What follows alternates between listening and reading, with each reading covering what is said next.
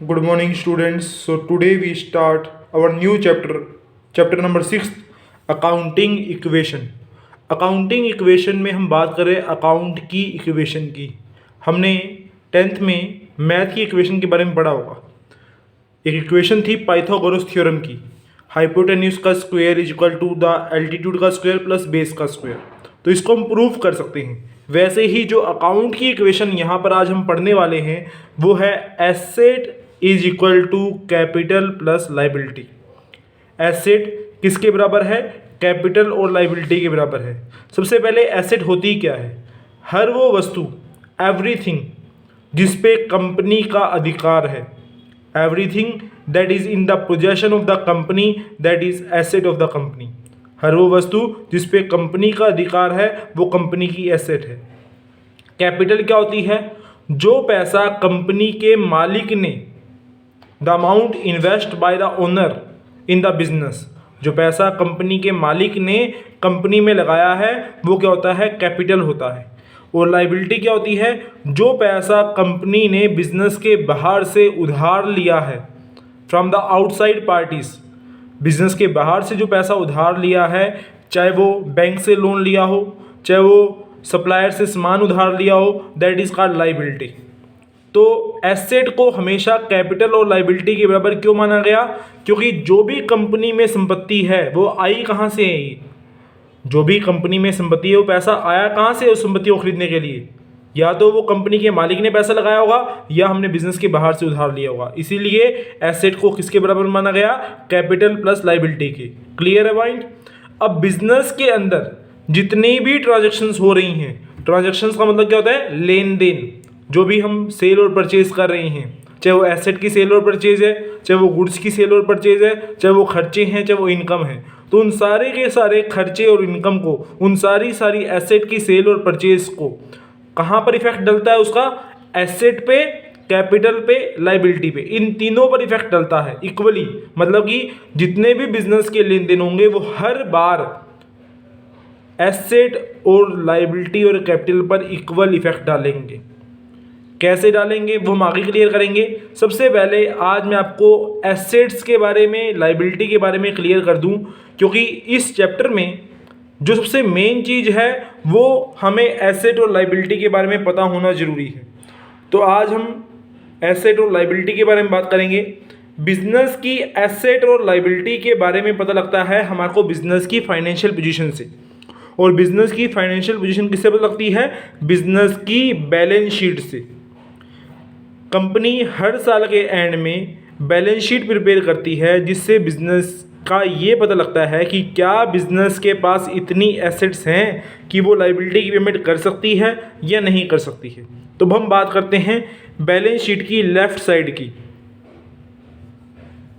और दूसरी है हमारी बैलेंस शीट की राइट साइड। तो बैलेंस शीट की अगर लेफ्ट साइड की बात करें तो सबसे पहला हमारा पॉइंट आ रहा है करंट लाइबिलिटी। करंट लाइबिलिटी क्या होता है?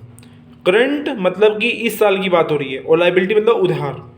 वो उधार जो हम एक साल के अंदर अंदर चुका देंगे, the amount which we paid during the 1 year, वो उधार जो हम एक साल के भीतर भीतर चुका देंगे, that liability is called current liability.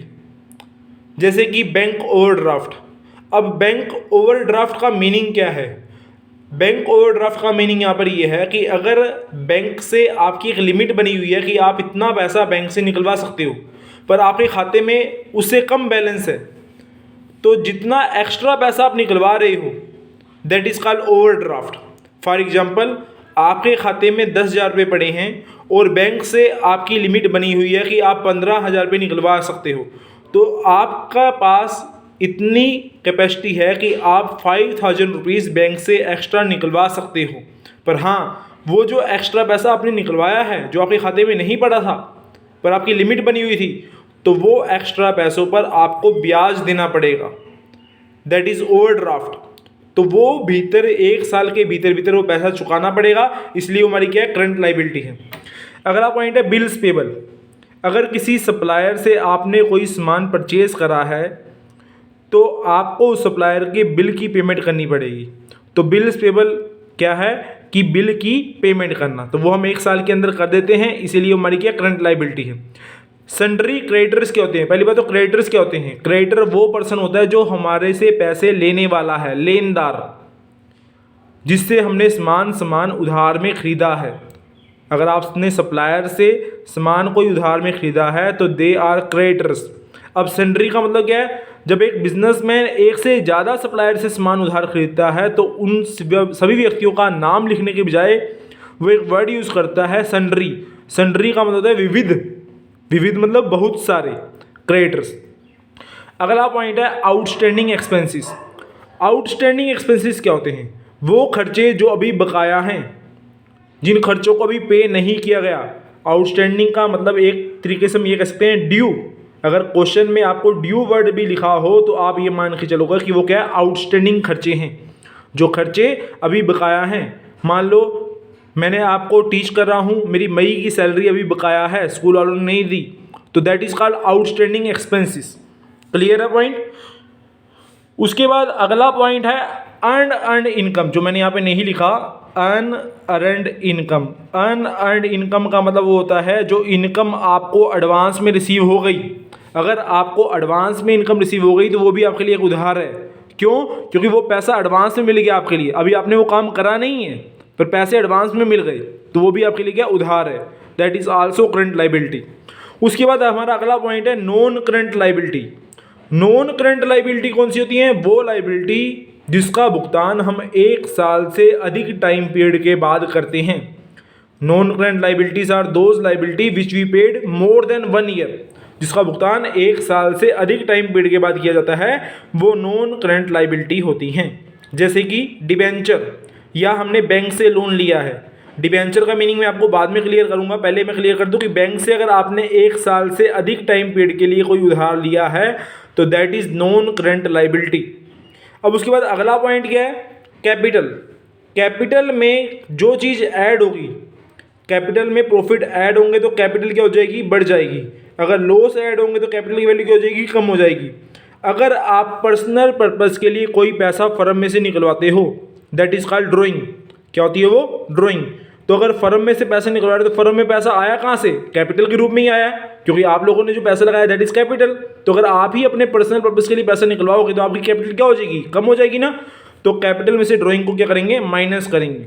अब ये याद रखना कि कैपिटल की वैल्यू कब बढ़ती है? जब हम प्रॉफिट ऐड करते हैं, और वैल्यू घटती कब है? जब हम लॉस को माइनस करते हैं और ड्रॉइंग को माइनस करते हैं। तो ये पॉइंट बहुत इंपॉर्टेंट है। क्यों? क्योंकि आने वाले कुछ क्वेश्चनों में ये पॉइंट आपका यूज होगा।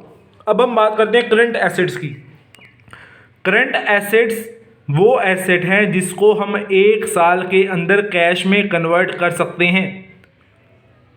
ठीक है ना? Current assets are those asset which we convert into the cash within the 1 year. जैसे कैश इन हैंड, वो तो कैश की फॉर्म में ही होती है।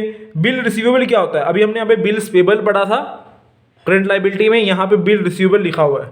मैं आपको पहले भी बता चुका हूँ कि जब एक सेलर कस्टमर को उधार में गुड सेल करता है तो सेलर एक बिल लिखता है एज ए प्रूफ के रूप में कस्टमर को। कस्टमर उस बिल को एक्सेप्ट करके सेलर को रिटर्न कर देता है, तो सेलर के लिए वो बिल क्या है? रिसीवेबल है।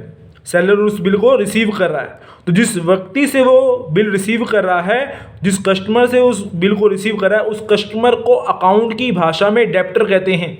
डेप्टर मतलब देनदार, क्योंकि उस कस्टमर ने बाद में पैसे देने हैं। तो जब एक से ज़्यादा कस्टमर हो तो उसके लिए हम सन्ड्री वर्ड यूज़ करेंगे। क्लियर है? स्टॉक क्या होता है? आपको पता ही है स्टॉक क्या होता है, कि जो पैसा, जो सामान पड़ा है that is called stock. Prepaid expenses क्या होते हैं? प्रीपेड एक्सपेंसेस मतलब प्री मतलब पहले, पेड मतलब भुगतान, और एक्सपेंसेस मतलब खर्चे। जो खर्चे आपने पहले ही पे कर दिए हैं, एडवांस में खर्चे पे कर दिए हैं, तो क्या अगले साल वो खर्चे पे करोगे? नहीं करोगे, क्योंकि आपने एडवांस में पे कर दिए। तो उसका बेनिफिट अगले साल मिलेगा ना आपको, तो वो आपके लिए क्या? एसेट है। क्लियर है बात? उसके बाद एक्यूर्ड इनकम, यहाँ एक पॉइंट रह गया। एक्यूर्ड इनकम वो इनकम जो कमा तो ली है पर रिसीव नहीं हुई। यहाँ पे अर्नड इनकम थी जो एडवांस में रिसीव हो गई थी, तो उसके लिए आपको क्या माना था? इसको उधार माना था।